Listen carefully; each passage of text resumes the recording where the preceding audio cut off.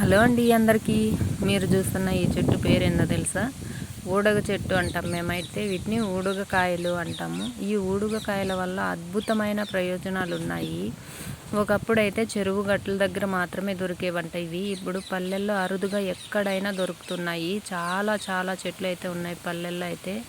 ఇవి మా దగ్గరలోనే ఉన్నాయి. చూడండి ఎంత కలర్ఫుల్గా ఉన్నాయి కాయలు అయితే చూడడానికి కదా. వీటి లోపల అయితే జిగురు పదార్థం అనేది ఉంటుంది. అది కూడా మీకు చూపిస్తాను నేనైతే. చూడండి, ఇవి పచ్చిగా ఉన్నప్పుడేమో ఆకుపచ్చగా ఉంటాయి.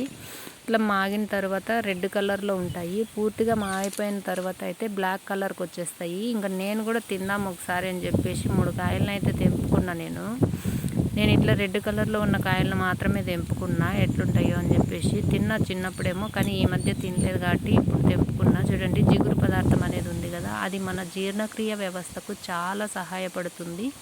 అట్లనే రోగ నిరోధక శక్తిని కూడా చాలా వరకు తగ్గిస్తుంది. మన చిన్నపిల్లలకైతే జ్ఞాపక శక్తి కూడా బాగా పెరుగుతుంది. వీటి వల్ల అద్భుతమైన ప్రయోజనాలే ఉన్నాయి.